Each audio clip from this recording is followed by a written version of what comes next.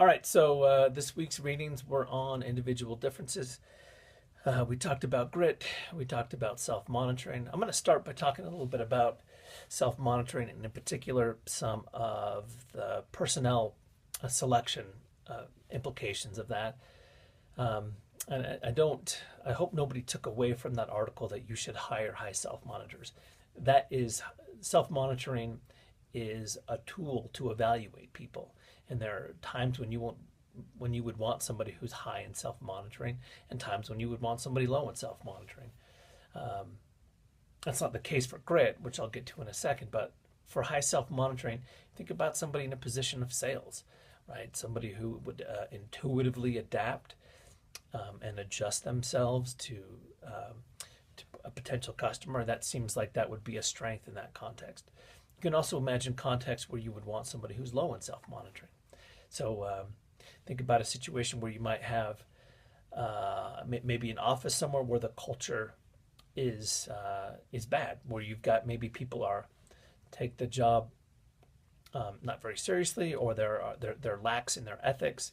That's a situation where you might want to have a low self monitor. A manager who's low self monitor in that situation is not going to readily adapt to the cultural environment that he or she would find himself in. So I think there are some implications for high self monitoring in personnel selection. Um, on grit is something that you want. It's unambiguously good. You know, you see an employee who's jumped from job to job to job and hobby to hobby and is never stuck with anything. That's not something that you want.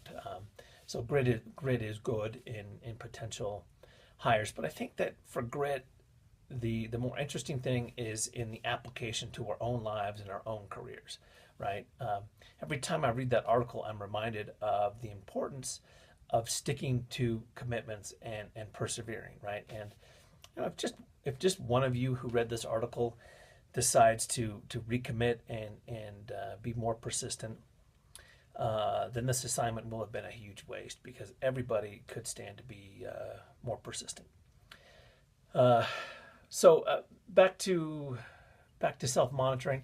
I think that there are some important implications um, to on the career side of self monitoring as well. Not everybody is a high self monitor, but I think the utility in this article is that it makes it unambiguously clear that this is um, that the social dimension of work matters. And if you're somebody who does not pay heed to the social aspects of your job, you are potentially damaging your career. Now, I'm not suggesting that you suck up. What I'm suggesting, and it's actually really just what the data say, is that your relationships matter in your workplace. So if you're somebody who is a low self monitor naturally, and you might not pay close attention to your relationships with people, um, this is something that you should think about. Uh, so I want to maybe transition a little bit from what we've covered to what we're going to cover, and we've done a lot of individual differences, right? Intelligence and self-monitoring and grit, and and those are useful ways of thinking about ways people differ one to another.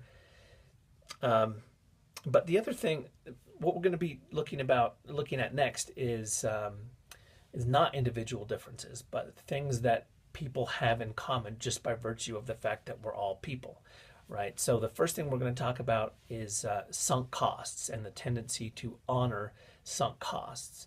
As you read this, you might have a tendency to think about this is something that other people do. We all have the natural tendency to honor sunk costs. Some of the research on this suggests that one of the best ways to make better decisions is to understand these. So, in other words, people who don't honor sunk costs, and this will make more sense to you when you read it, the way to not honor sunk costs is to be familiar with this tendency. So, everybody has kind of a natural tendency to throw good money after bad money.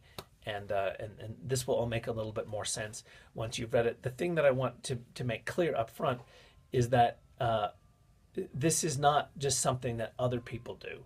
Sunk costs and the research you'll be reading about is something that we kind of all have a tendency to do. And this is very much the opposite of what we've talked about so far in terms of individual differences. So last, some some administrative kinds of things. There's not a due date on discussions, and I've gone back and forth with a couple of you on this. That's the way I like it. If if we have a class, we meet face to face.